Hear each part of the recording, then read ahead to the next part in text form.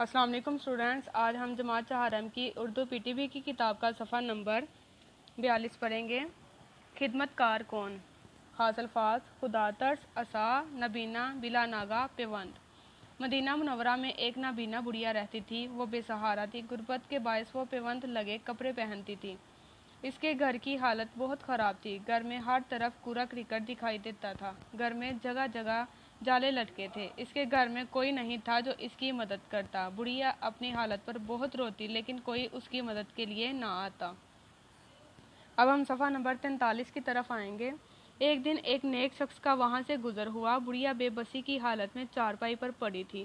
سارا گھر کوڑا کرکٹ سے بھرا ہوا تھا۔ پانی کا گھڑا بھی خالی تھا۔ اسے یہ دیکھ کر بہت افسوس ہوا۔ اس نے گھر کو صاف کیا، گھڑے میں پانی بھر دیا، بڑھیا کا ہاتھ منہ دھلایا، اسے کھانا کھلایا اور بڑھیا کا عصا صاف کر کے چارپائی کے پاس رکھ دیا۔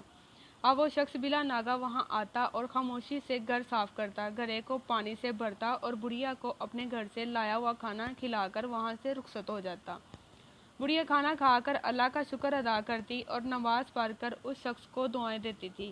اس شخص نے نہ اپنے بارے میں بتایا اور نہ بڑھیا نے اس سے کچھ دریافت کیا۔ اب ہم صفحہ نمبر 44 کی طرف آئیں گے۔ ایک دن حضرت عمر رضی اللہ تعالیٰ عنہ کا وہاں سے گزر ہوا۔ وہ بڑھیا کے پاس آئے اور انہیں حیرت ہوئی کہ نابینا ہونے کے باوجود بڑھیا کا گھر کیسے صاف ستھرا ہے اور گھڑے میں پانی کہاں سے آتا ہے۔ حضرت عمر رضی اللہ تعالیٰ عنہ کے پوچھنے پر بڑھیا بولی، میں اس شخص کو نہیں جانتی۔ وہ اندھیرے میں آتا ہے، گھر میں جھاڑو دیتا ہے، گھڑے میں پانی بھرتا ہے اور گھر سے لائی ہوئی روٹی مجھے کھلاتا ہے۔ وہ خدا ترس اور نیک آدمی ہے، خدا اسے نیکی کا اجر دے۔ حضرت عمر رضی اللہ تعالیٰ عنہ سوچ میں گم ہو گئے کہ ایسا نیک کام کرنے والا شخص کون ہو سکتا ہے۔ اس شخص کے بارے میں معلوم کرنے کے لیے وہ رات کے آخری پہر بڑھیا کے گھر کے پاس چھپ کر بیٹھ گئے۔ بڑھیا کی خدمت کرنے والا شخص ابھی تک نہیں پہنچا تھا۔ کچھ دیر کے بعد وہ شخص آیا اور اس نے معمول کے مطابق جھاڑو دیا، گھڑے میں پانی بھرا، بڑھیا کو کھانا کھلایا اور عصا صاف کر کے چارپائی کے ساتھ لگایا۔ حضرت عمر رضی اللہ تعالیٰ عنہ اس شخص کو دیکھتے رہے۔ وہ خاموشی سے اپنا کام کر کے چلا گیا۔ بڑھیا کی زبان پر اس کے لیے دعائیں ہی دعائیں تھیں۔ حضرت عمر رضی اللہ تعالیٰ عنہ نے اس خاموش خدمتگار کو غور سے دیکھا تو وہ خلیفہ اول امیر المؤمنین حضرت ابو بکر صدیق رضی اللہ تعالیٰ عنہ تھے۔ حضرت ابو بکر صدیق رضی اللہ تعالیٰ عنہ ہر وقت خدمت خلق میں مصروف رہتے تھے۔ حضرت عمر نے یہ دیکھ کر کہا کہ نیکی میں حضرت ابو بکر صدیق رضی اللہ تعالیٰ عنہ سے آگے بڑھنا بہت مشکل ہے۔ اللہ تعالیٰ انہیں جزائے خیر دے۔ آپ نے ان خاص الفاظ کو اور جن کے نیچے لائن لگی ہوئی ہے انہیں اپنی کاپیوں پر لکھنا ہے اور املا کے طور پر یاد کرنا ہے۔ اب ہم صفحہ نمبر 45 پہ اس کی مشق کو حل کریں گے۔ اردو میں ہم اکثر سین اور صاد کی آواز ملا دیتے ہیں۔ نیچے کچھ الفاظ دیے گئے ہیں، ان الفاظ کو سین یا صاد سے پر کریں اور مکمل الفاظ بھی لکھیں۔ مثلا شین، خے، صاد شخص، صاد دال چھوٹیے، کاف صدیق، کاف سین میم تے قسمت، بے بڑیے، بے سین چھوٹیے، بے بسی، عین صاد الف عصا، الف فے سین واو سین افسوس۔ نیچے دیے گئے جملوں میں کچھ الفاظ کے نیچے لکیر لگائی گئی ہے، ان الفاظ کے درست معنی کے گرد دائرہ لگائیں۔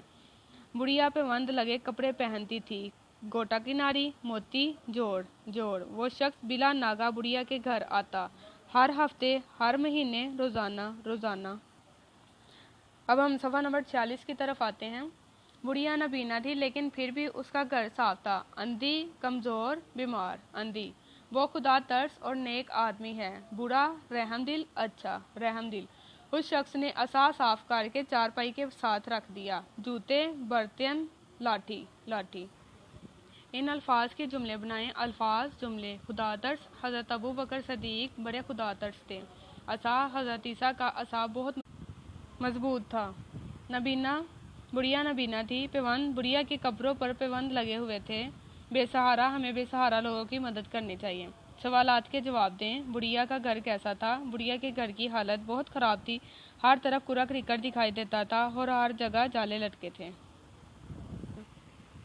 خاموش خدمتگار کا کیا نام تھا؟ امیر المؤمنین حضرت ابو بکر صدیق رضی اللہ تعالیٰ عنہ۔